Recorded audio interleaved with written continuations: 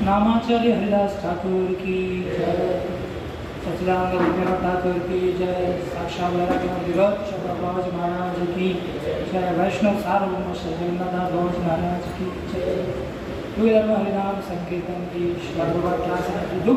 Programme की जय, transcendental प्रसाद programme की जय, श्री राधा कृष्ण गोविंद श्याम कुंड राधा कुंड गिरिराज गोवर्धन की जय, वृंदावन गिरधाम की जय, महापुर धाम की जय, तुलसी महाराज की जय, गंगामयी यमुनामयी की जय, प्रेम से कहो जय श्री कृष्ण चैतन्य प्रभु नित्यानंद, श्री अद्वैत गदाधर श्रीवासादि गौर भक्तवृंद। हरे कृष्णा कृष्णा कृष्णा हरे हरे, हरे राम राम राम हरे हरे। ओम नमो भगवते वासुदेवाय, ओम नमो भगवते वासुदेवाय, ओम नमो भगवते वासुदेवाय, ओम नमो भगवते वासुदेवाय, ओम नमो भगवते वासुदेवाय, ओम नमो भगवते वासुदेवाय। नारायण नमस्कृत्य नरं चैव नरोत्तमं सरस्वतीं व्यासं ततो जयमुदीरये, नष्टप्रायेषु भद्रेषु नित्यं भागवत सेवया भगवती उत्तमश्लोके भक्तिर्भवति कृष्णाय वासुदेवाय देवकी गोपकुमाराय गोविन्दाय नमो नमः। वरहापिडन्नटवरवपुः कर्णयो कर्णिकारः कनककवशं वैजयन्तीं च मालां रन्ध्राम्यनोरधरसुधया वृन्दारण्यं सपदरमणं प्राविशद्गीतिकीर्ति, अहं हरेदौ पादे गुरुदासादासो दासुपतेर्गुणां से गृहीत्वाक्षरं करोति कार्य ज्ञानतिग्रन्थस्य ज्ञानाञ्जनशलाकया येन तस्मै श्रीगुरवे नमः। श्रीचैतन्यमनोभीष्टं स्थापितं येन भूतले तदा मह्यं ददाति स्वपदान्तिकं, वन्देऽहं श्रीगुरुं श्रीयुतापदमेवं, श्रीगुरुं वैष्णवांश श्रीरूपं सावितां तं सजीवं साद्वैतं सावधूतं परिजनसहितं कृष्णचैतन्यदेवं श्रीराधाकृष्णपादां सहगणललिता श्रीविशाखान्वितांश्च नमो विष्णुपादाय कृष्णकृष्णाय भक्तिवेदान्तस्वामिनिति नामिने। नमस्ते सरस्वते देवे गौरवाणी प्रदायिने, विशेषशून्यवादी पाश्चात्यदेशतारिणे, जय श्री कृष्ण चैतन्य प्रभु नित्यानंद, श्री अद्वैत गदाधर श्रीवासादि गौर भक्तवृंद। हरे कृष्णा कृष्णा कृष्णा हरे हरे, हरे राम भूतेर्महद्वीर्य इमा पुरुर्विर्माय श्रीते यदमूषु पुरुषा भुङ्क्ते षोडशात्मक सोलं विशिष्टा भगवान् वचांसि मे।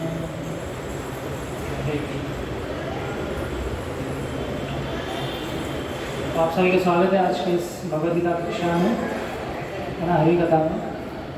तो आज थोड़ा दिवाली के महत्व के बारे में हम लोग जानेंगे, है ना, खास करके वैष्णवों के लिए दिवाली कैसी होती है ना। हम देखते हैं ये जो भी महीना चल रहा है इसको क्या बोलते हैं, कार्तिक महीना है, कार्तिक महीना या दामोदर महीना है। कार्तिक क्यों बोलते हैं इसको?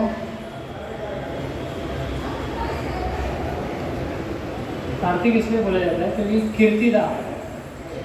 कीर्तिदा की पुत्री राधा रानी है ना, तो उनको वो अधिष्ठात्री देवी है इस महीने की, इसलिए इसको बोला जाता है कार्तिक। और दामोदर क्यों बोला जाता है क्योंकि इस पूरे महीने में वैसे तो भगवान ने बहुत सारी लीलाएँ की है, लेकिन उसमें भी जो दामोदर लीला है बहुत विशेष है ना। तो उस दामोदर लीला से ही नाम पड़ा दामोदर महीना, दामोदर मास। तो इस महीने में विशेष करके बहुत सारी लीलाएं भगवान ने की है, हम देखेंगे कैसे कैसे। ये जो दिवाली है, पहले देखेंगे दीपावली। दीपावली का मतलब क्या है? दीपावली जो है 2 शब्दों से बना है, एक दीप और अवली, है ना। अवली मतलब लाइन, लाइन से लगाते ना हम चीज़ों को। तो दीप मतलब दीपों की लाइन, दीप पूरे हम लोग क्या करते हैं, प्रज्वलित करते हैं, लाइन में लगाते हैं, इसको डेकोरेट करते हैं या मंदिर को, उसको बोलते हैं दीपावली, है। तो दीपावली का महत्व जो है वो 2 तरह से हम लोग देख सकते हैं इसको। कोई भी जो फेस्टिवल होता है, कोई भी जो उत्सव होता है, उसको हम लोग 2 तरीके से मना सकते हैं। एक रिचुअलिस्टिक पार्ट होता है, मतलब कर्मकांड का पार्ट होता है ना। जैसे क्योंकि हमारे, है ना, पुरखों ने या परंपरा से चलता है ये फेस्टिवल है, कोई भी उत्सव, तो उसको हम मनाते हैं। शास्त्रों में भी है उसके बारे में वर्णन। दिवाली के बाद अगर हम दिया लगाते हैं, है ना, घर में, घर के बाहर, तो लक्ष्मी वहाँ पे उस घर में प्रवेश करती है, लक्ष्मी का वास होता है उस घर में। तो ये हो गया कर्मकांडीय पार्ट, है ना। जैसे हम लोग वैष्णव जो है कर्मकांड में इतना घुसते नहीं है, है ना। कर्मकांड मतलब क्या होता है कि दिवाली कब से कब मनानी चाहिए, है। वैसे तो देखा जाए इस्कॉन में हर एक दिन जो है दिवाली है। कैसे है? सुबह 7 कितना हम लोग 3:30 बजे उठते हैं, फिर हमारा भगवान का कीर्तन गाना, उस पर नाचना, है, ये सब शुरू हो जाता है। उस वक्त लोग सोए रहते हैं, नाचना गाना तो भूल ही जाओ, सोए रहते हैं, सोए पड़ते, माया के गोद में सोता है। लेकिन उस वक्त भक्त सुबह उठ के क्या करते हैं, नाचते हैं, गाते हैं। और फिर क्या है, फिर भगवान का नाम का जप करना है, फिर हरी कथा सुननी है, उसके बाद प्रसाद ग्रहण करना है और अपनी अपनी सेवा में लग जाना है। फिर शाम को वही है प्रोग्राम, शाम को 7 बजे गौर आरती होता है, संध्या आरती, उसमें भी नाचना गाना है। फिर थोड़ा भगवान की हरी कथा सुननी है, उसके पहले प्रसाद लेना है, प्रसाद लेके थोड़ा एनर्जी के साथ नाचना गाना है, हरी कथा सुननी है, बाद में भगवान का स्मरण करते करते सोना है। तो देखा जाए तो इस्कॉन में रोज़ जो मंदिर के जो निवासी है वो रोज़ के रोज़ क्या मना है, दिवाली मना है ना। तो हमारे लिए कुछ ऐसा अभी विशेष तो है क्योंकि भगवान ने लीलाएं की है, उसके लिए विशेष है। लेकिन वैसा देखा जाए तो रोज़ ही दिवाली है, रोज़ ही उत्सव है। कभी कभी महोत्सव भी आता है ना। जैसे किसी आचार्य का तिरुभाव दिन है या प्राकट्य दिन है, या भगवान का प्राकट्य दिन है, जन्माष्टमी, रामनवमी होती है, तो अलग अलग ये उत्सव रहते हैं, महोत्सव होते हैं। इसलिए भगवान गीता में बोलते हैं कि भक्ति कैसी है, इसको बहुत ही आनंद से किया जाता है, सुसुखम कर्तुम होते हैं। भगवान बोलते भक्ति कैसी है, सुसुखम कर्तुम होते हैं। इसको करते वक्त आपको ज़रा भी तकलीफ नहीं होती, इसमें सुख ही सुख है ना। भक्ति ऐसा प्रोसेस है। जैसे कुछ लोग नए लोग जब जुड़ते हैं भक्ति में तो उनको सुबह उठने में थोड़ी कठिनाई होती है ना, परेशानी होती है। लेकिन एक बार आदत लग गई तो उनको आनंद मिलेगा उससे, फिर उनको फोर्स करने की ज़रूरत नहीं, खुद को आनंद मिलेगा, अपने आप उठ जाएंगे, है ना। अभी एक्सपीरियंस नहीं किया हमने, है ना। तो इसलिए भक्ति जो है, भक्ति में कुछ कठिनाई नहीं है, ये आनंद का मार्ग है। और ये कोई बच्चा भी कर सकता है, बच्चे से लेकर बूढ़ा कोई भी इसको कर सकता है। जैसे आपको बोला जाए अष्टांग योग करो, है ना, योग साधना करो, तो आप नहीं कर सकते। अष्टांग योग तो पॉसिबल ही नहीं है, संभव नहीं है अभी कलयुग में, है ना। फिर ज्ञान मार्ग है दूसरा, वेदांत पढ़ना है ना, जानना है कि मैं आत्मा हूँ, उसके लिए बहुत सारा नॉलेज आपको चाहिए, वेदांत को पढ़ना पड़ता है, तो वो भी नहीं कर सकते। लेकिन ये भक्ति ऐसी चीज़ है केवल जैसे आपने आज ये हरिनाम गाया है, नाचे तो नहीं आज, लेकिन आप एटलीस्ट आपने गाया है, जगह पे बैठे बैठे गाए, बाद में प्रसाद लेंगे। प्रसाद भी भक्ति का अंग है। प्रसाद मतलब क्या होता है? प्रसाद, प्रभु के साक्षात दर्शन। प्रसाद भी भगवान से अभिन्न है। तो प्रसाद को हम क्या बोलते हैं? प्रसाद सेवा करना। मतलब प्रसाद को ग्रहण करना भी क्या है? सेवा है। उसको सेवा जैसे लेना चाहिए, साधारण अन्न नहीं है सिर्फ पेट भरने के लिए खाना है। पेट भरने के लिए तो खाते ही है, लेकिन प्रसाद का विशेष एक रोल है। इसको हम खाते हैं ताकि हमारी भक्ति में बढ़ोतरी है ना। तो भक्ति का प्रोसेस बहुत ही आनंददायक है। ये जो दिवाली का जो ये फेस्टिवल है, ये मुख्यतः ये 5 दिनों का फेस्टिवल होता है कार्तिक महीने में जो आता है। तो दिवाली देखी जाए तो शुरू होती है धनतेरस से, या धनत्रयोदशी जिसको बोलते हैं। जैसे अभी जो एकादशी गई, कौन सी एकादशी थी? रमा एकादशी है। रमा मतलब लक्ष्मी, जो राम को आनंद प्रदान करती है, वो रमा, वो लक्ष्मी। तो रमा एकादशी गई, उसके बाद दूसरे दिन द्वादशी होती है। द्वादशी मतलब एकादशी मतलब 11, द्वादशी मतलब द्वादश मतलब 12, 13 मतलब त्रयोदशी है ना। तो त्रयोदशी क्या है? उसी दिन हम लोग क्या मनाते हैं? धनतेरस या धनत्रयोदशी इसको बोलते हैं। बहुत लोग क्या करते हैं धनत्रयोदशी के दिन? सोना खरीदी करते हैं, सोना खरीदते हैं या नई चीज़ें खरीदते हैं।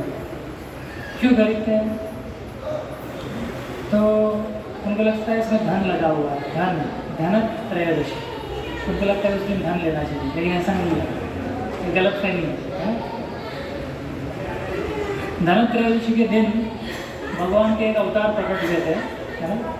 जब समुद्र मंथन लीला किया गया है ना, समुद्र मंथन लीला जब हुई थी, तब भगवान धन्वंतरी प्रकट हो गए उस समुद्र मंथन से, है ना।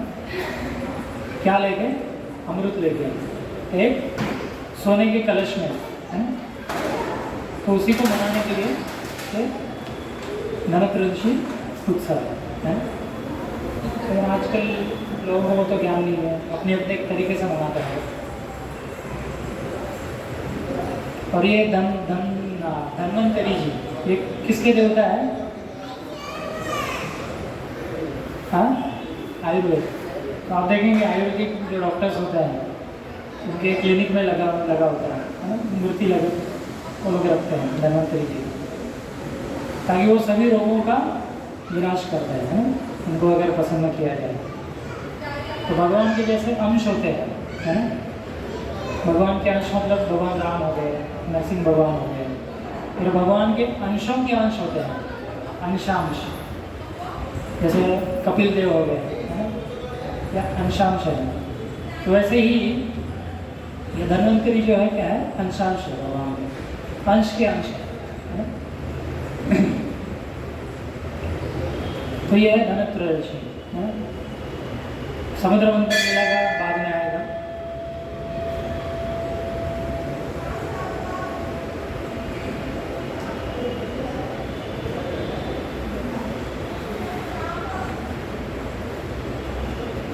तो हम जानते हैं कि समुद्र मंथन लीला आप सबको पता है ऐसे, है ना।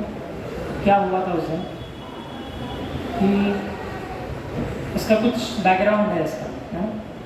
जैसे एक बार क्या हुआ, दुर्वासा मुनि जो है तो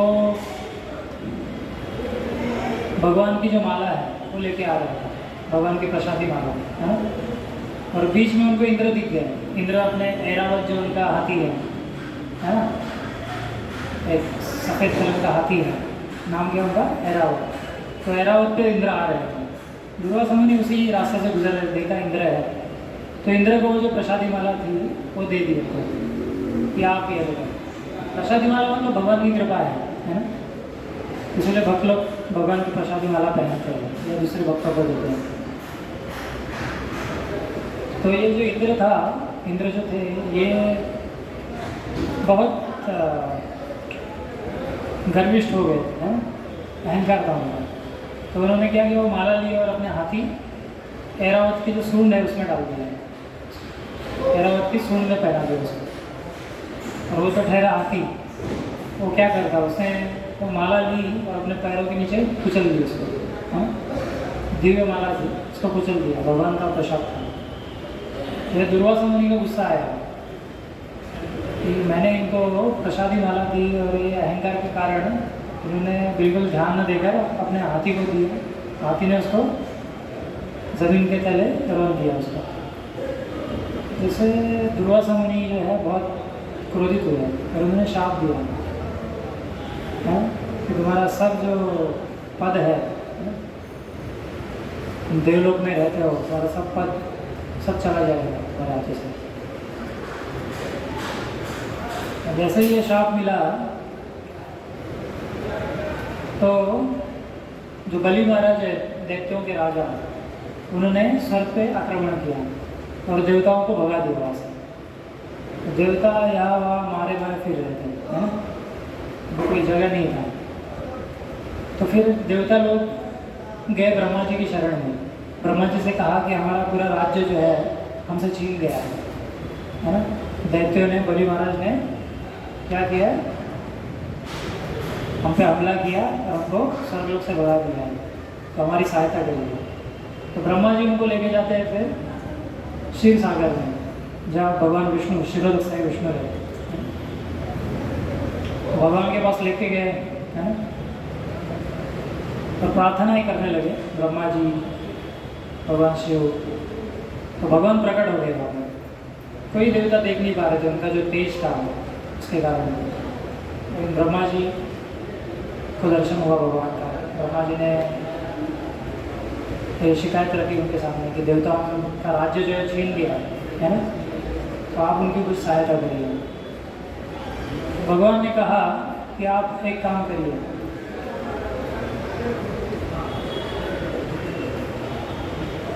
क्योंकि देवताओं को अमृत की जरूरत थी, है ना,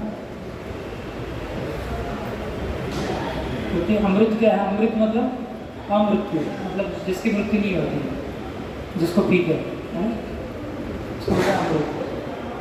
तो ये देवता चाहते थे अमृत, बहुत ज़रूरत थी उनको, है ना, ताकि अपना बल वापस से वो प्राप्त कर सकें। तो शुक्राचार्य के पास एक्चुअली मृत संजीवनी विद्या थी उनके पास। तो वो क्या करते थे, जब असुर, उनका कोई असुर मरता था, शुक्राचार्य कौन है, असुरों के गुरु हैं और देवताओं के गुरु है बृहस्पति, है। तो जब असुर मरते थे तो ये अपनी मृत संजीवनी विद्या से तो असुरों को वापस जिंदा करते थे। कौन, शुक्राचार्य, उनके पास वो विद्या थी। जब देवता लोग उनके पास गए ये प्रस्ताव लेके कि हम संधि कर लेते हैं, है ना, और हम लोग समुद्र मंथन करेंगे, तो देवता बोले हमारा इसमें क्या फ़ायदा है ना। बलि महाराज बोले इसमें हमारा फ़ायदा क्या है, हमें तो वैसे भी पता है, शुक्राचार्य जानते हैं मृत संजीवनी विद्या, मैं तो वैसे भी जिंदा कर रहे हैं। तो ये इंद्र बहुत चालाक थे, बहुत बुद्धिमान है। तो इंद्र बोले अभी तो शुक्राचार्य है जब तक, तब तक तो आप असुरों को जिंदा कर सकते हो कार्य, लेकिन जब नहीं रहेंगे तो क्या करेंगे। तो इसलिए आपको चाहिए कि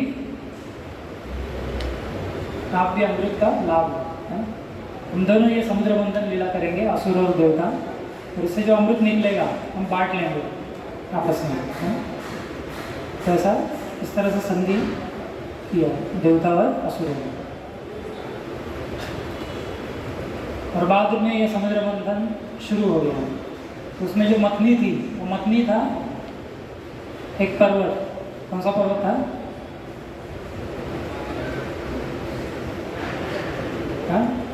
मंदार पर्वत।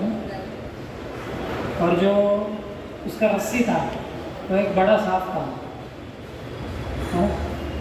पाताल लोक में सांप रहते, वासुकी को रस्सी जैसे यूज़ किया और मंदार पर्वत को मथनी जैसे यूज़ किया। और इस लीला में भगवान ने 3 जो है प्रमुख अवतार लिया।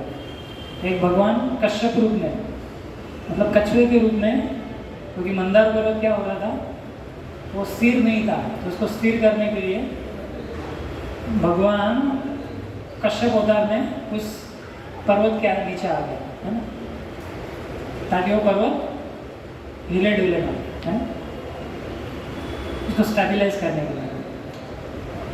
वैसे तो वो उन्होंने और भी अवतार दिए इस लीला में, लेकिन हम प्रमुख 3 देखेंगे। उसके बाद जब ये मथा गया, है ना, पर्वत को, तो और एक अवतार आ गया उसमें, उसमें से एक थे धन्वंतरी, है ना।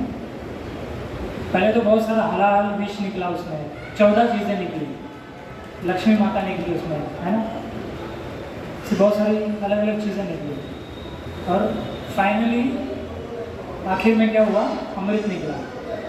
भगवान धन्वंतरी अमृत को लेके ऊपर आए, है ना। तो ये इसलिए हम लोग धन्वंतरी या धनतेरस इसलिए बनाते हैं, है ना, कि उनका स्मरण करते हैं उस दिन, है ना, उनकी पूजा करते हैं। और तीसरे अवतार क्या थे समुद्र मंथन लीला में भगवान के, हाँ, मोहिनी अवतार।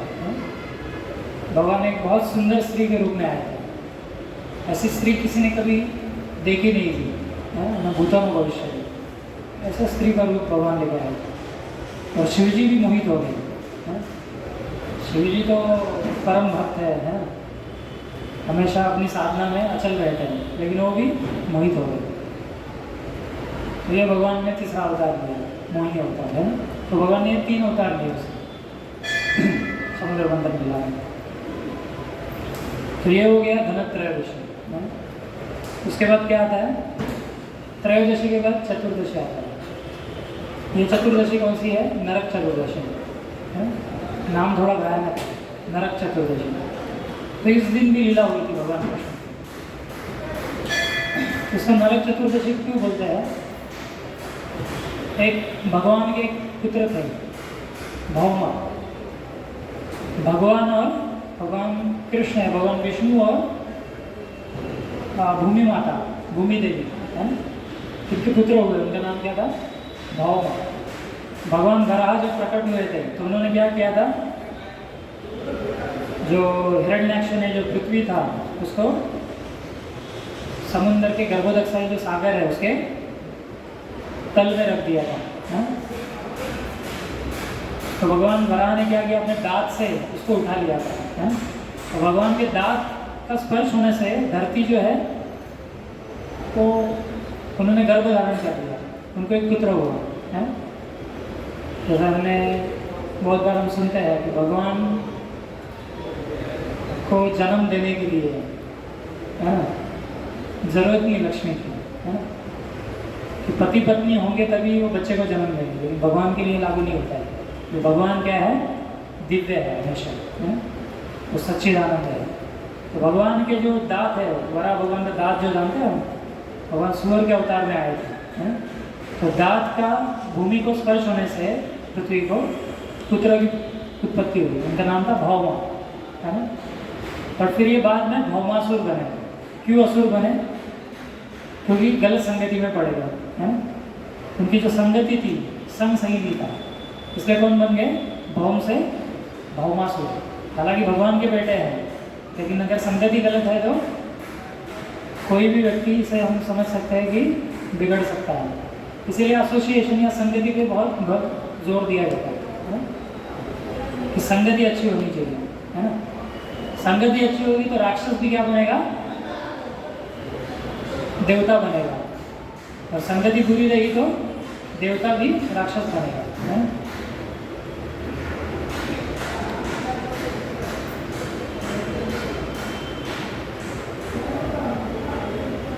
यह है भौमासुर, है।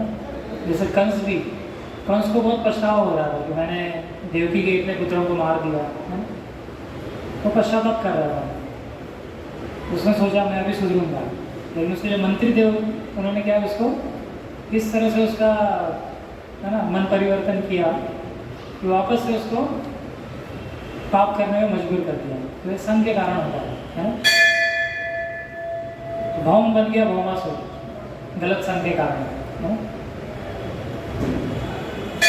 तो यह भौमासुर जो था धरती माता ने कहा था कि भगवान को कहा कि आप इनको वरदान दो कि ये किसी के हाथों मारा ना जाए। भगवान बोले ठीक है, कोई बात नहीं, ये नहीं मारा जाए। तो बाद में यही भौमासुर ये क्या करता था, इसने देवताओं की जो माता है, क्या नाम है, आदिति, देवताओं को आदित्य कहते हैं, आदित्य है, आदित्यों की माता कौन है, आदिति। और जो दैत्य लोग हैं उनकी माता का नाम क्या है, हाँ, दीति। और ये दोनों एक ही ऋषि की पत्नी है। कौन उनका नाम, कश्यप। कश्यप की ये दो पत्नियां हैं, एक आदिति और एक दीति। तो दीति से जो पुत्र प्राप्त हुए वह दैत्य होते हैं, और देवताओं से जो आदिति से जो पुत्र प्राप्त हुए वो देवता है। तो देवता और राक्षस जो ये देखा जाए तो ये भाई है? क्या बोलते हैं उसको, सौतेले भाई है? तो जब ये दैत्य बन गए गलत संगति के कारण, अभी देखिए प्रहलाद महाराज भी दैत्य कुल में जन्म लिए थे, है ना, लेकिन उनको किनका संग प्राप्त हुआ, नारद मुनि का। जब वो माँ के कयादु के गर्भ में थे, है ना, तब नारद मुनि जब कयादु को उपदेश कर रहे थे, नारद मुनि उनके गर्भ में रह के वो सुन रहे थे, है, क्या क्या उपदेश दे रहे थे। और हालांकि असुर कुल में जन्मे थे, लेकिन नारद मुनि का संग प्राप्त होने से क्या हो गया, वो सबसे महान भक्त बन गए, हैं, या देवता बन गए। देवता मतलब कौन है, विष्णु भक्त भवेत देव। देवता वो है जो विष्णु का भक्त है ना। असुर सब विपर्य है, और असुर कौन है, जो भक्त नहीं है, विपर्य है, मतलब अपोजिट है। तो संग का पूरा ये खेल है। एक असुर कुल भी जन्म है, लेकिन फिर भी महान भक्त बन गए, महाभागवत बन गए, फिर नारद मुनि का संग प्राप्त हुआ। और दूसरी तरफ देखते हैं हम लोग, ये भौम भगवान का ही पुत्र है, लेकिन क्योंकि गलत संगति में पड़ गया तो असुर बन गया। तो ये भौमासुर क्या, इसने क्या किया, आदिति जो देवताओं की माता है उनके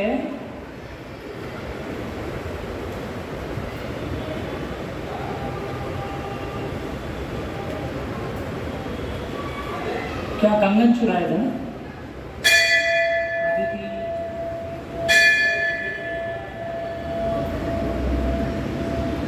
वरुण देव की छतरी चुराई थी उन्होंने, है? फिर देवताओं का एक पर्वत था जहाँ पे देवता लोग मजे करने के लिए जाते थे, उसका नाम है मणि पर्वत, वो एक चुराया था उनसे।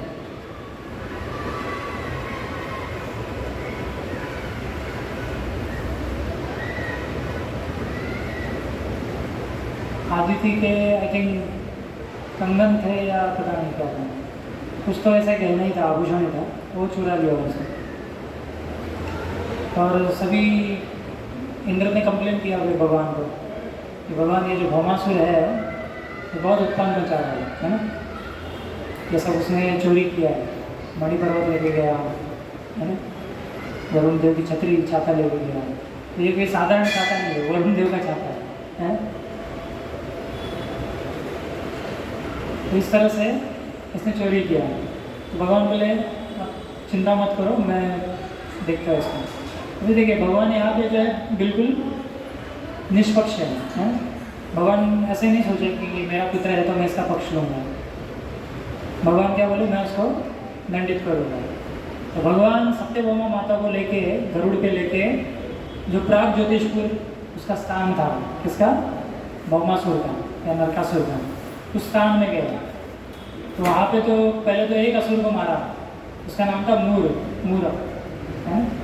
तो मूर असुर जो था इसको भौमासुर ने सिक्योरिटी के लिए रखा था, है ना, कि आप पूरे सिक्योरिटी इंचार्ज बना दे रहे हैं। पहले तो मूर असुर से भगवान का सामना हुआ, तो भगवान ने उस मूर असुर को मार दिया, इसलिए भगवान का नाम है मुरारी, है ना। उसके बाद भगवान गए इसको ढूंढने गए, किसको, भौमासुर।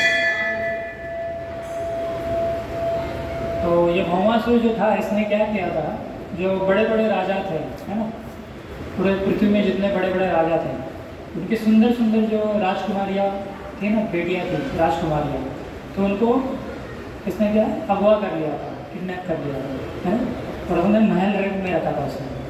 तो ये कितनी संख्या थी इनकी रानियों की? 16,100 16,100 रानियों को रखा था अपने महल में, है? तो भगवान के बात पता चली तो भगवान ने क्या किया कि ससुर के साथ भगवान का युद्ध हुआ और भगवान ने नरकासुर या भौमासुर को इसका वध कर दिया, है? वध करके जो भी राजकुमारियाँ थी 16,100 उनको रिहा कर दिया भगवान ने।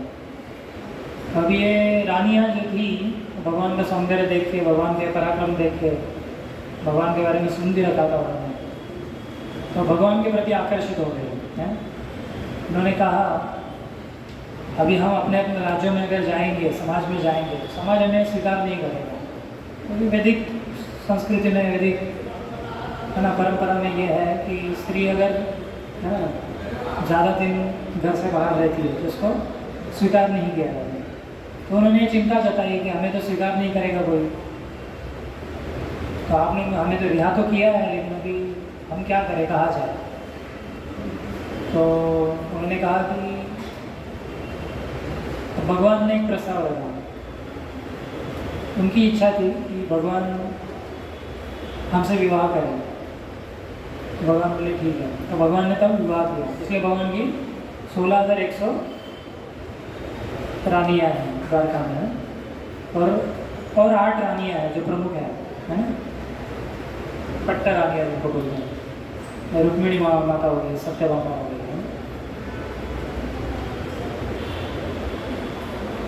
तो ऐसे 8 रानियाँ हैं। तो कुल मिला के कितनी हो गई? 16,112। यह सब रानियाँ द्वारका में रहती हैं। तो भगवान ने नरक चतुर्दशी, जैसे इसको में हम लोग वैष्णव कैलेंडर फॉलो करते हैं, तो उसके अनुसार अभी कल बाहर के जो लोग हैं, कर्मकांड के अनुसार कल दिवाली मनाएंगे, लेकिन हम कब मनाएंगे? परसों, वैष्णव कैलेंडर के अनुसार, है? तो पहले क्या आता है? धनत्रयोदशी, है? बाद में नरक चतुर्दशी, है? जिस दिन भगवान ने नरकासुर का वध किया। फिर क्या आता है? अमावस्या। तो अमावस्या, दिवाली जो है अमावस्या के दिन मनाई जाती है? जैसे अमावस्या आती है वैष्णव कैलेंडर के अनुसार 13 को, 13 नवंबर। तो ये दीपावली के दिन बहुत विशेष लीलाएँ हुई थी, जिससे पूरा दामोदर महीना जो है ना, जाना जाता है कि भगवान ने दामोदर लीला की थी, है ना, दिवाली के दिन। जैसे हम लोग लास्ट हमने लेक्चर किया ना, उसमें बताया इस दामोदर लीला के बारे में विस्तार से। वह दामोदर लीला थी, ये दिवाली के दिन, है ना। दूसरी लीला हुई थी नलकुबेर मणिग्रीव का उद्धार किया भगवान ने, इसी दामोदर लीला में। और एक महत्व है दिवाली का, जैसे मैंने कहा दीपावली मतलब क्या है? दीप या दियों का लाइन, है? लाइन को क्या बोलेंगे हिंदी में?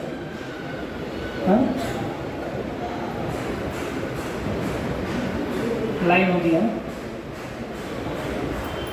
एनीवे, तो दीपों का जो लाइन है वो लगाते हैं, एक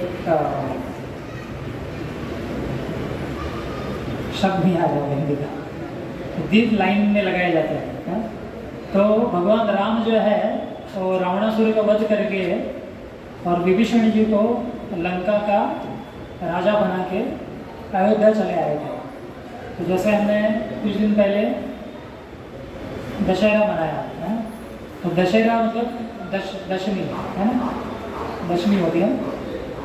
तो दशमी से लेके दशमी के 20 दिन बाद दिवाली आती है, अमावस्या आती है। तो इसी दिन जो है भगवान राम वापस अयोध्या में आ गए हैं और 14 सालों का वनवास करके आ रहे थे। तो 14 सालों में अयोध्या वासियों ने कुछ भी ऐसे अच्छे अच्छे व्यंजन नहीं बना के अपने घर में, है ना, तो उन्होंने अच्छे कपड़े कभी पहने थे, है ना। कोई मतलब बहुत मायूसी का वातावरण छाया हुआ था अयोध्या में, है। हाँ हाँ, दीप भी नहीं जलाया घर में, ऐसा पूरा मायूसी का वातावरण था। क्यों? क्योंकि भगवान राम नहीं है ना। तो देखिए क्या भाव है उनका।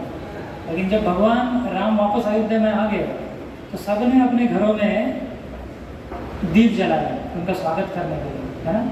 जो सड़कें थी, सड़कें चौराहों में सुगंधित जल छिड़का गया, है ना। अपने घरों में, मंदिरों में तोरण होते हैं ना, तो तोरण लगा दिए, है ना, ताकि भगवान का स्वागत करना है। तो हम इसे देखते हैं कि हर जो फेस्टिवल मनाया जाता है, कोई भी उत्सव, तो उसके बाद भगवान वो फेस्टिवल किसी न किसी लीला से भगवान के जुड़ा हुआ है ना। तो दीपावली किससे जुड़ा हुआ है? भगवान की दामोदर लीला, है ना। उसके बाद नल कुबेर मणिग्रीव का उद्धार और भगवान राम जी, है ना, अयोध्या वापस आ गए। तो किसी ये जो उत्सव जो रहते हैं ये धर्म से आते हैं, जो धर्म का जो लोग पालन करते हैं, जो धार्मिक लोग हैं, वो उत्सव मनाते हैं। लेकिन अभी कलयुग में क्या हो गया है? धर्म से ग्लानि, मतलब धर्म क्या हो गया? अधर्म में परावर्तित हो गया, है ना। तो इसलिए क्या होता है, लोग धर्म का जो अलग अलग उत्सव है उसका महत्व नहीं जानते, है ना। जैसे मैंने कहा कि उत्सव दो प्रकार से मनाए जा सकते हैं। एक कर्मकांडीय लेवल पे, रिचुअल्स के रूप में, मतलब सिर्फ बस हमें विधि करनी है बस, है ना। और दूसरा होता है उसका आध्यात्मिक महत्व जानते हो कि उसके पीछे क्या मैसेज है ना, क्या संदेश है, आध्यात्मिक संदेश क्या है, उसको जान के करना है। बहुत फर्क है उसमें, सभी नास्तिक है। तो जो भक्त होते हैं वो ऐसे कोई भी चीज़ नहीं चाहते जो भगवान से न जुड़ी हुई है ना। हर चीज़ में वो भगवान को ढूंढते हैं। लेकिन जो अभक्त है वो क्या है, भले ही फेस्टिवल्स मनाए, सब करे, धर्म का पालन करे, है ना, तथाकथित धर्म का पालन करे, लेकिन वो जानते नहीं है भगवान से उसका क्या संबंध है, उस उत्सव का, है ना, ये नहीं जानते हो। लेकिन भक्तों को ये पता होता है। जैसे हम देखते हैं कि हनुमान जी, है ना, जब भगवान राम जी अयोध्या में वापस आ गए तो बहुत हर्षोल्लास का वातावरण था, है ना। सब जगह दिवाली मनाई जा रही थी और भगवान जो वानरों को अलग अलग गिफ्ट दे रहे थे, उन्होंने अलग अलग सेवाएं की। लेकिन भगवान बाद में कृष्ण रूप में, है ना, अपने मूल स्वरूप में आ गए थे द्वापर में, और बंदरों को क्या मक्खन दही खिलाया, ताकि अच्छी तरह से उपहार नहीं दे पाए थे राम अवतार में।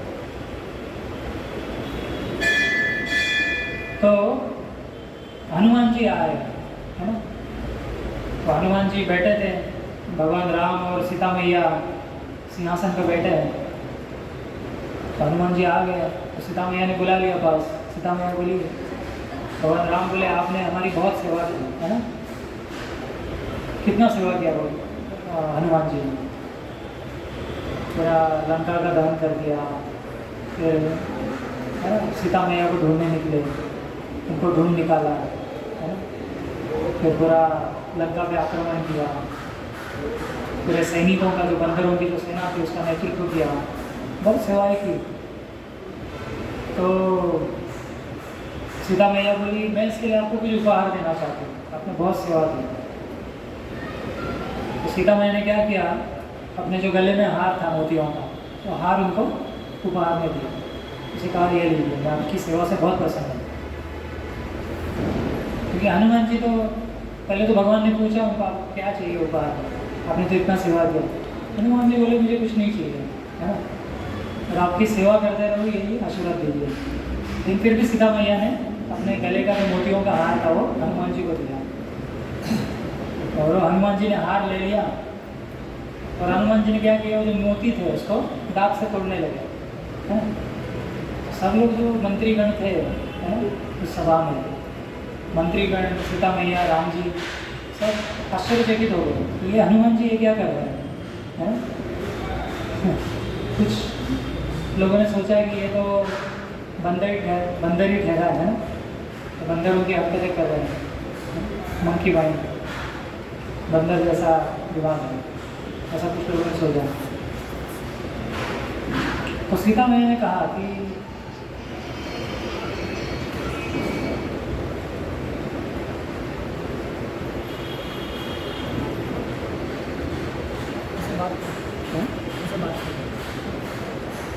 तो सीता मैया ने उनको पूछा कि आप ये क्या कर रहे हैं हनुमान जी, आपको तो मैंने हार दिया, इतना सुंदर।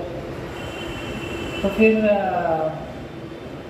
हनुमान जी बोलते हैं, मैं ये मोती तोड़ के देख रहा हूँ कि इसमें राम है कि नहीं, क्योंकि मैं ऐसी कोई भी चीज़ लेता नहीं जिसमें राम ना हो।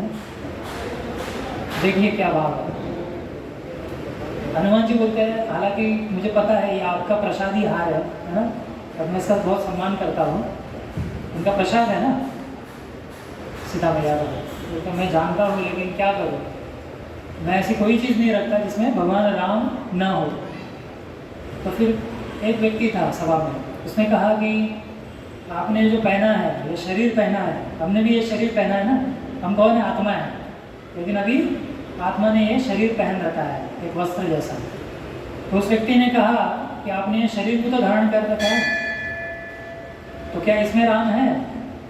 तो हनुमान बोलते हैं, हाँ बिल्कुल है, मैं अभी इसको सिद्ध कर देता हूँ। तो हनुमान जी ने क्या किया, अपना जो छाती था उसको फाड़ दिया, पूरी भरी सभा में सब लोग देखे, और वो फाड़ी हुई छाती में भगवान राम और सीता मैया जैसे सिंहासन पे बैठे थे, वैसे ही अंदर भी बैठे हैं हृदय के सिंहासन में, है ना। वो जब देखा तो सब लोग झुक गए हनुमान जी के सामने कि आपसे बड़ा भक्त त्रिलोक में कोई नहीं है, सब लोग खुश हो गए। और भगवान राम जी स्वयं सिंहासन से उठ के उनको आलिंगन देने के लिए आ गए। भगवान राम बोले, मैं आपको ऐसी कोई चीज़ नहीं है, मैं आपको दे सकता हूँ, तो आपकी भक्ति की कोई तुलना नहीं है ना, आपके भक्ति के बदले में आपको कुछ दे सकता हूँ। जैसे भगवान गोपियों से बोले थे, गोपी सर्वश्रेष्ठ भक्त है ना, गोपियों की भक्ति जो है परम स्तर पे है ना, सर्वोपरि है। तो उनकी भक्ति देख के भगवान कृष्ण बोले, आपकी जो भक्ति है ये इतनी ज़्यादा है कि हालांकि मैं वर देता हूँ, मुझे कोई भक्त प्रसन्न करता है, मैं उसको हर तरह के नाना प्रकार के वर देता हूँ, लेकिन आपको मैं कुछ नहीं दे सकता। आप अपनी भक्ति से ही प्रसन्न रहिए, क्योंकि ये भक्ति है ना, इसके लिए मैं भी कुछ आपको इसके बदले में दे नहीं सकता, इतनी महान है। भगवान बोले, न पा रहे हम भागवतम में, है ना। वैसे ही राम जी बोले हनुमान जी को, आपको इसके बदले कुछ नहीं दे सकता मैं, बस मैं आपको खुद को ही दे सकता हूँ। तो भगवान राम जी ने उनको आलिंगन कर दिया, अपना शरीर ही दे दिया, ये शरीर ही मेरा शरीर ही आपका है। तो कोई भी भक्त जो है वो ऐसी कोई भी चीज़ ग्रहण नहीं करेगा, लेगा नहीं जिसमें भगवान नहीं है। जैसे और एक अयोध्या में हुआ था, प्रभुपा जी बताते, एक ब्राह्मण थे। तो जो ब्राह्मण थे अयोध्या में, वो क्या करते थे, रोज सुबह राम जी का जब दरबार लगता था तो राम जी के दर्शन करने आते थे, है ना। और जब तक राम जी का दर्शन नहीं करेंगे खाएंगे नहीं, ये रोज़ का उनका नियम था। तो ऐसे ही रोज आते थे।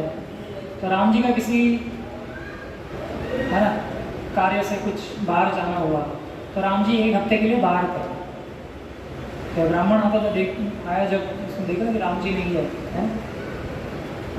तो उन्होंने 7 दिन खाया नहीं, कुछ खाया पिया नहीं, ऐसे ही उपवास कर रहे थे। राम जी लौट के आए 7 दिन बाद। उसके बाद लक्ष्मण जी ने बताया कि राम जी, आप जब यहाँ पे नहीं थे राज्य में, तो ये जो ब्राह्मण है, क्योंकि ये ब्राह्मण रोज आपके दर्शन करके ही खाता है, तो उसने 7 दिन खाया नहीं, बिल्कुल उपवास रहता। तो राम जी बहुत गदगद हो गए, बोले ये तो मेरा बहुत अच्छा भक्त है ना, मेरा शुद्ध भक्त है, बहुत खुश हो गए राम जी। तो राम जी ने क्या किया, राम जी के पास एक मूर्ति थी, विग्रह था, है ना। ये इक्ष्वाकु जो राजा थे ना, सूर्यवंशी राजा इक्ष्वाकु, है ना।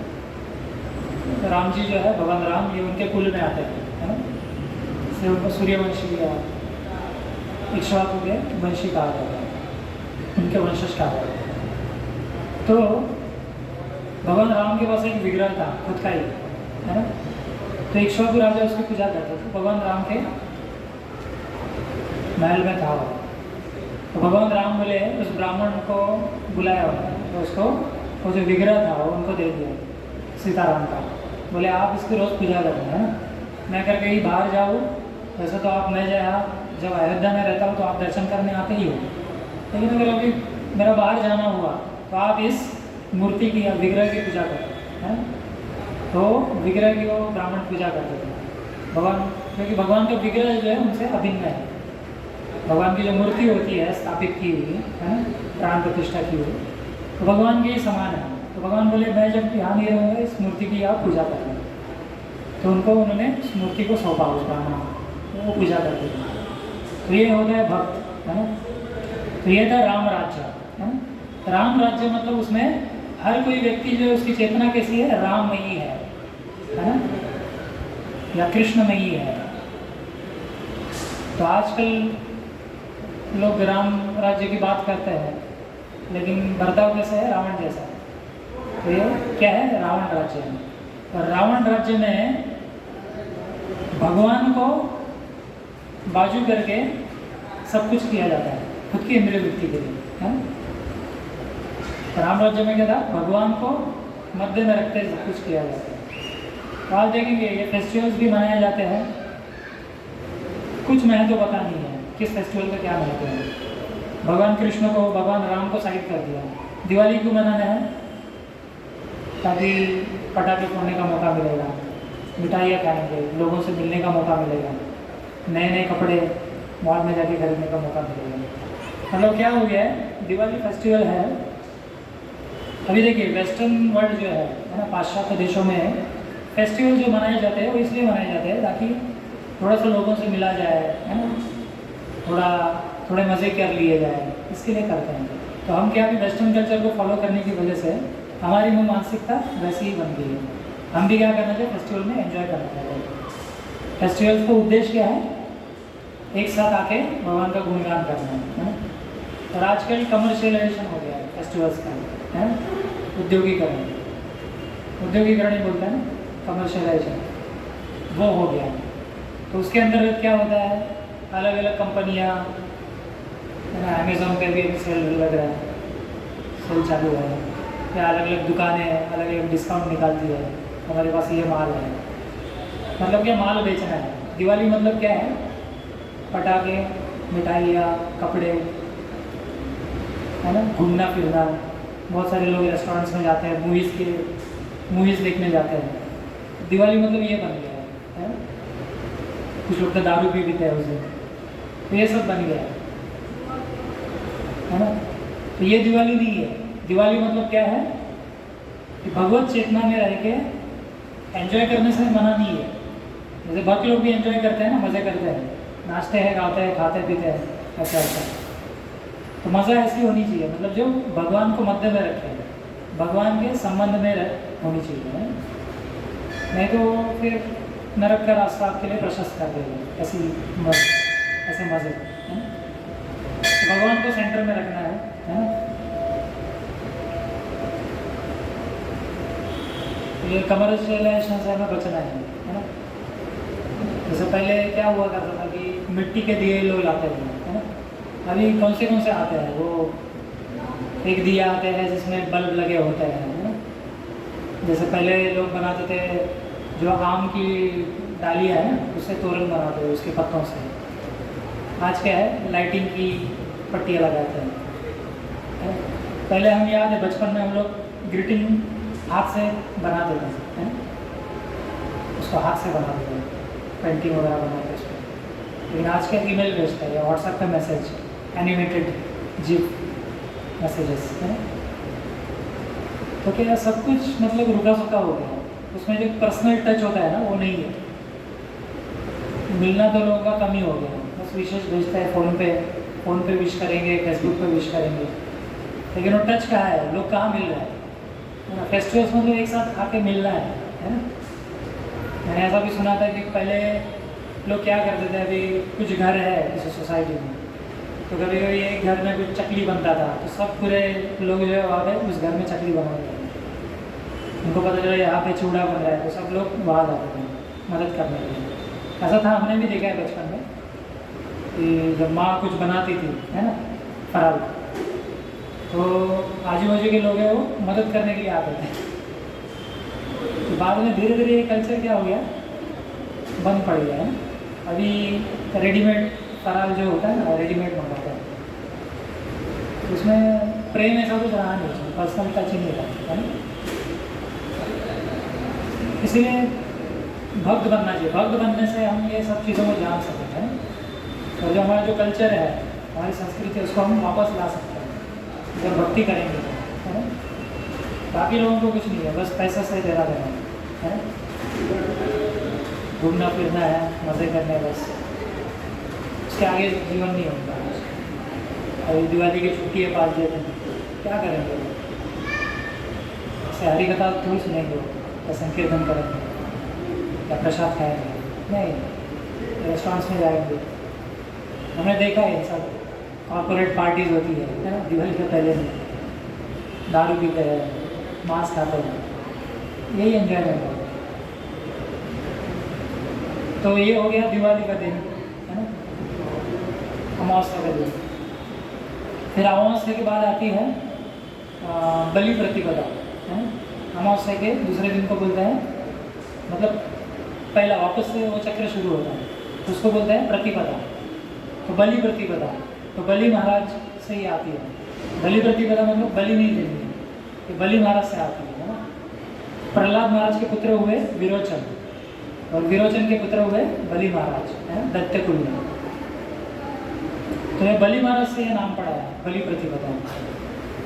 तो ये लीला भी हम जानते हैं कि कैसे है,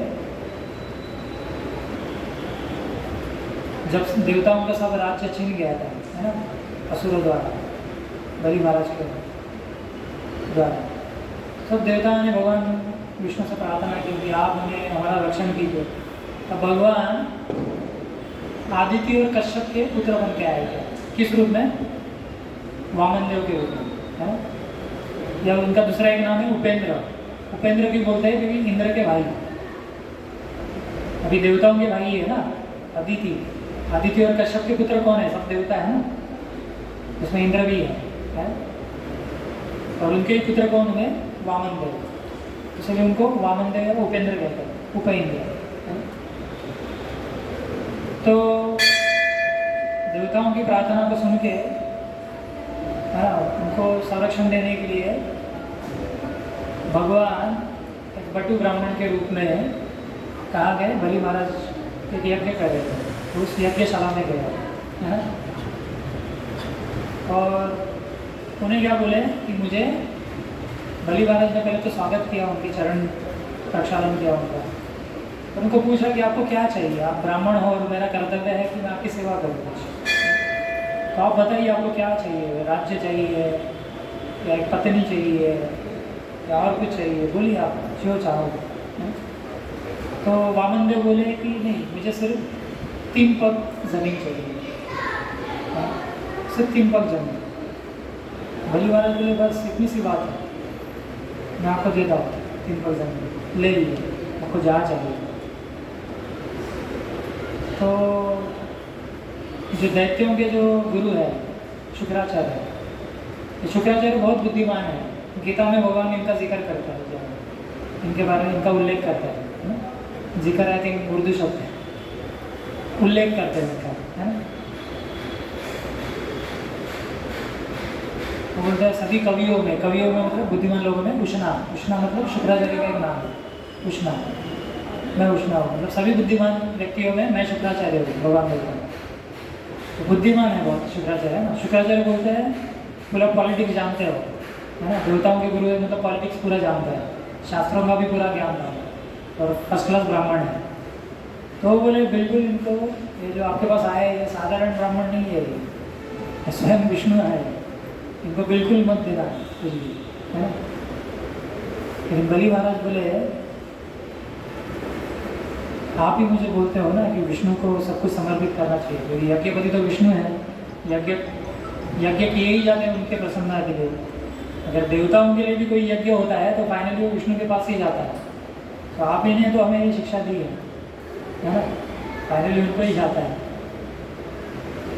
और आप कह रहे हैं कि उनको कुछ मत दो। बलि महाराज बोले तो बहुत शुक्राचार्य ने समझाया कि आप अगर इनको वचन दोगे और उसको पूरा नहीं कर पाओगे तो नरक जाना पड़ेगा, है ना। और आपसे का सब कुछ छीन जाएगा, ये विष्णु है, सब कुछ छीन लेगा आपसे।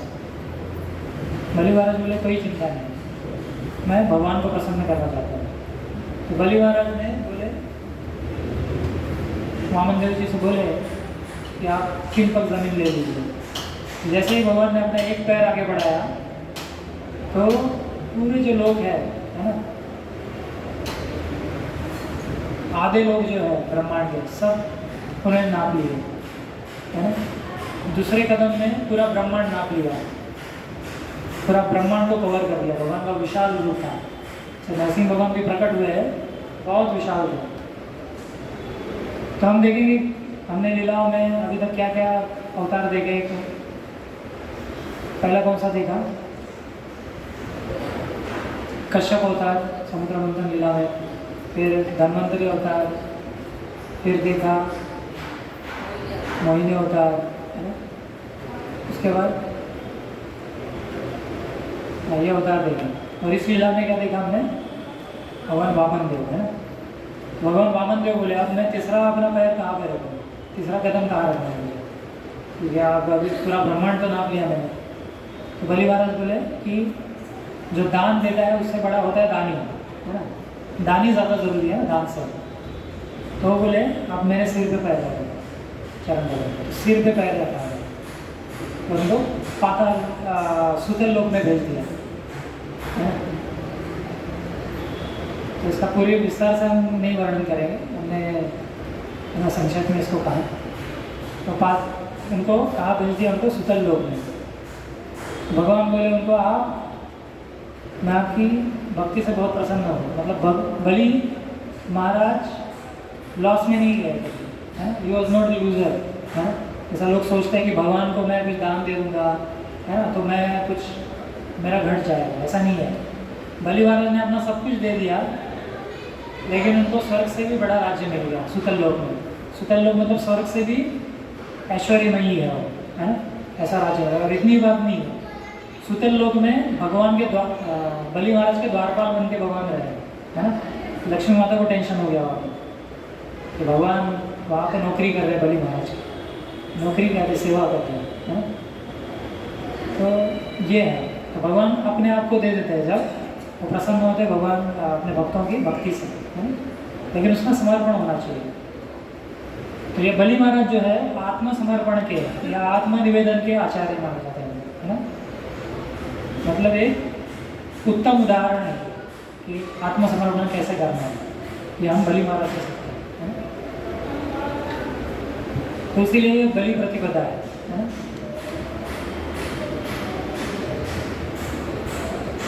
उसके बाद क्या आता है? हाँ, भावबीज। मराठी में भावबीज बोलते हैं, हिंदी में भैया दूज या भाई दूज। ये द्वितीया को आती है। तो इसके पीछे भी एक इसके पीछे भी एक घटना है। तो पद्म पुराण के उत्तरखंड में इसके बारे में इसका उल्लेख है। तो इसको यम द्वितीया भी बोलते हैं। तो सूर्यदेव, है ना, सूर्यदेव और उनकी पत्नी छाया, इनकी एक पुत्री है यमुना और एक पुत्र है यमराज, यम, है। तो यमराज जी जो थे, यमुना मैया जो है, यमुना माता अपने भाई यमराज जी को घर पे बुलाती थी कि आप कभी तो आइए, है ना, घर पे खाने के लिए, आपके लिए प्रसाद का आयोजन करेंगे, आप आइए बोले। यमराज जी इतने बिजी थे, इतने बिजी रहते हैं कि कभी जा नहीं पाते थे, है ना। तो किसी ना किसी कारण से नहीं हो पाता था। लेकिन एक बार उन्होंने जिद कर ली कि नहीं, आपको आना है यमुना के लिए। तो यमराज जी मान गए। यमराज जी गए थे, है ना, यमुना माता के घर में।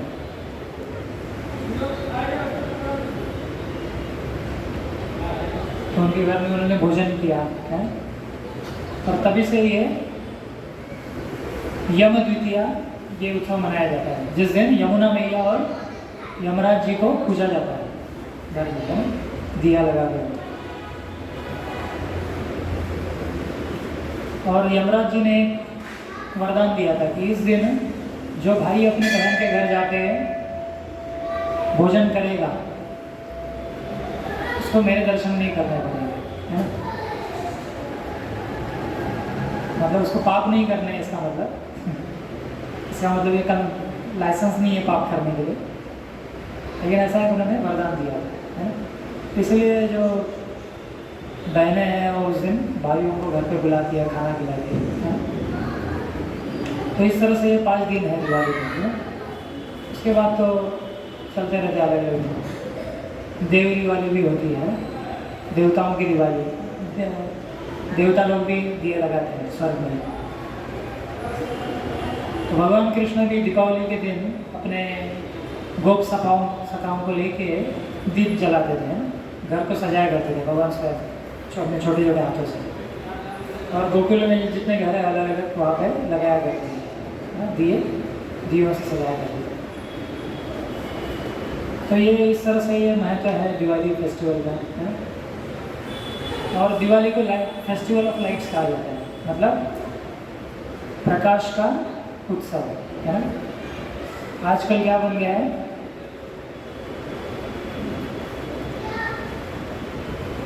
आवाज़ का उत्सव, है ना, या शोर का उत्सव, लेकिन ये प्रकाश का उत्सव है। और प्रकाश क्या दर्शाता है, प्रकाश मतलब सिर्फ ऐसा नहीं कि है ना अग्नि वाला प्रकाश। प्रकाश मतलब क्या है, ज्ञान का प्रकाश। जैसे वेदों में बताया गया है कि तमसोमा ज्योतिर्गमय, है कि हमें अंधकार से प्रकाश की तरफ जाना चाहिए। मनुष्य जीवन उसी के लिए है कि अज्ञान के अंधकार से ज्ञान के प्रकाश में जाया जाए, है ना। तो दिवाली ये सिग्निफाई करती है। तो हमें प्रयास करना चाहिए कि दिवाली में हमें अपने जीवन में ज्ञान का दिया लगाना है। घर में तो दिए लगाते हैं लोग, है ना, लेकिन उतना ही काफ़ी नहीं है, हमें अपने जीवन में ज्ञान का दिया लगाना चाहिए, है ना।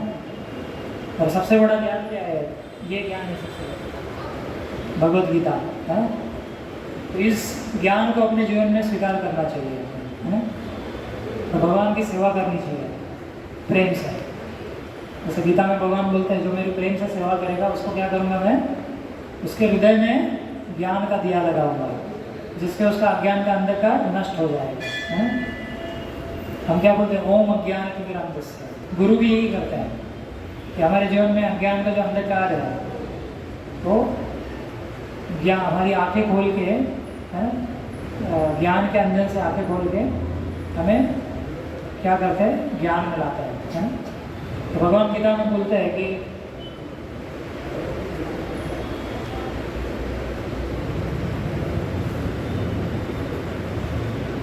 तेषां एवानुकम्पार्थं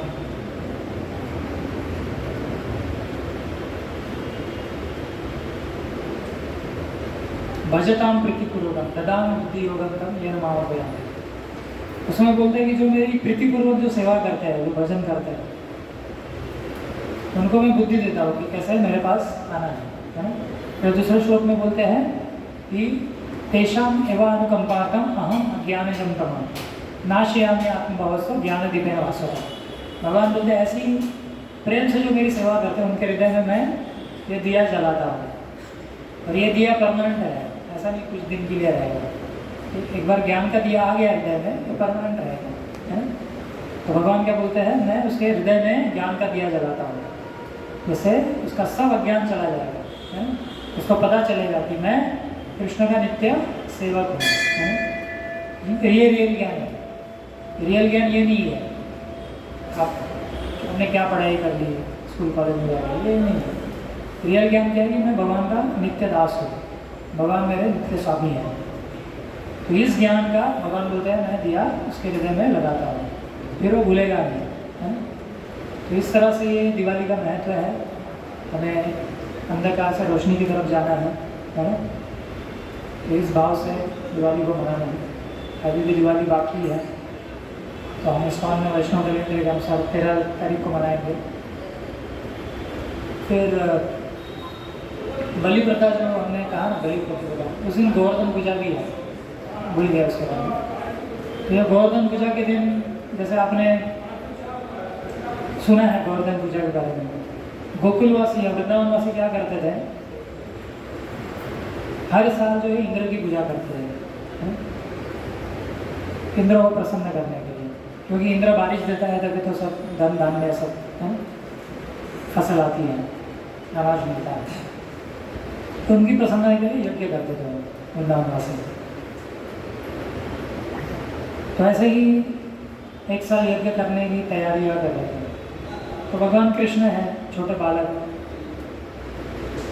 तो देवताओं को क्या होता है, उनको जो आप यज्ञ पूजा कर रहे हो ना वो आपने टाइम पे नहीं दी तो नाराज़ हो जाते हैं और आप उनके कोप का शिकार बन जाओगे, है ना।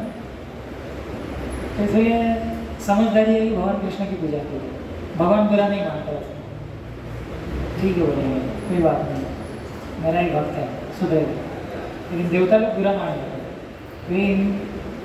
छोटे कृष्ण जो थे वो अपने पिताजी को बोल रहे हैं, है ना, 7 साल के थे कृष्ण, पिताजी को बोल रहे हैं कि ये जो आप इंद्र पूजा करते हो क्या इसका कुछ शास्त्र में कुछ वर्णन है, मतलब शास्त्रों में तो वर्णन है ऐसा।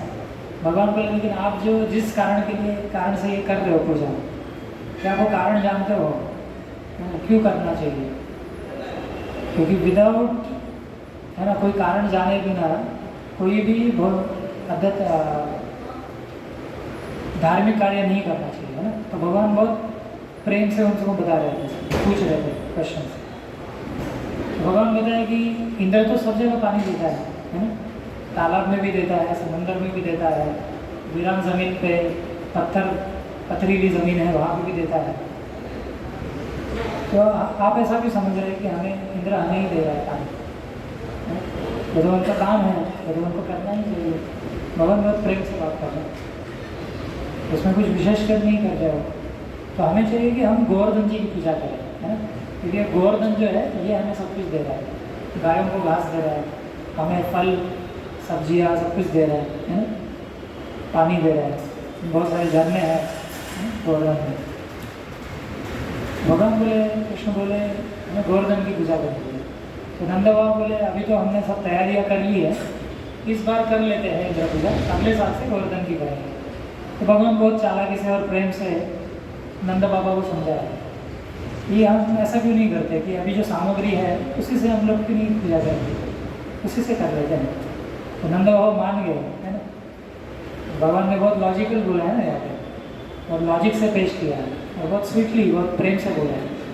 तो नंद बाबा मान गए और बाद में गोवर्धन पूजा की तैयारियां हो गई, इंद्र पूजा होने वाला था फिर गोवर्धन पूजा हो गई। सब गोकुलवासी सब वृंदावनवासी सब आ गए, बहुत सारा अन्नकूट फेस्टिवल बोलते हैं इसको, अन्नकूट मतलब बहुत सारा अलग अलग तरह का अन्न, उसमें खीर पूरी दाल है ना, रोटियाँ, उसके बाद पकोड़े, ऐसे अलग अलग व्यंजन बनाए गए, पूरा सा ढेर बनाया गया, पहाड़ है ना, पूरा राइस का पहाड़ था, है पूरियों का पहाड़ था, पूरे पहाड़ बनाए गए।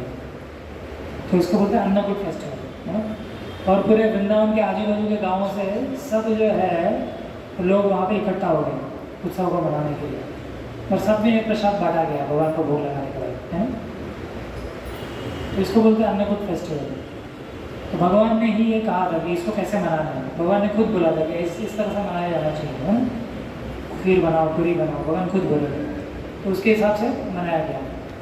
भगवान बोले जो ये इंद्र पूजा नहीं करेगा उसको जो गोवर्धन में जो सांप है वो डसेंगे और उसकी मृत्यु हो जाएगी। तो हर साल ये मनाया जाता है। तो हम लोग भी इस्कॉन मंदिरों में, ये अभी 14 तारीख को गोवर्धन पूजा है, उस दिन अन्नकूट बनता है, मतलब बहुत सारा प्रसाद बनता है अलग अलग वैरायटी का, है ना। तो भगवान जो गोवर्धन धारण किए हैं, है ना, तो वो पूरा दृश्य बनाते हैं, वहाँ पे झांकी वो बनाते हैं, है ना, सुंदर दृश्य होता है। तो 14 तारीख को ये फेस्टिवल है गोवर्धन पूजा, ये 14 तारीख, और उसके बाद 15 तारीख को तो वृंदावन जा रहे हैं। कार्तिक में वृंदावन जाना, वैसे तो या हम जो भजन करते हैं ना, एक माला करते हैं, वृंदावन में जाएंगे तो 1000 माला करने का फल है, और कार्तिक में और 1000 गुना बढ़ जाता है, जयप्रकाश वाले बोले, और 100 गुना बढ़ जाता है। तो 1 लाख, मतलब यहाँ पे 1 माला करते हो, वृंदावन में करोगे 1 लाख माला का फल मिलेगा। तो इतना हैवी बेनिफिट है ना, इतना डिस्काउंट दिया गया है। तो धन्यवाद आप सभी का। यहाँ पे विराम लेंगे। हरे कृष्णा कृष्णा कृष्णा हरे हरे, हरे राम राम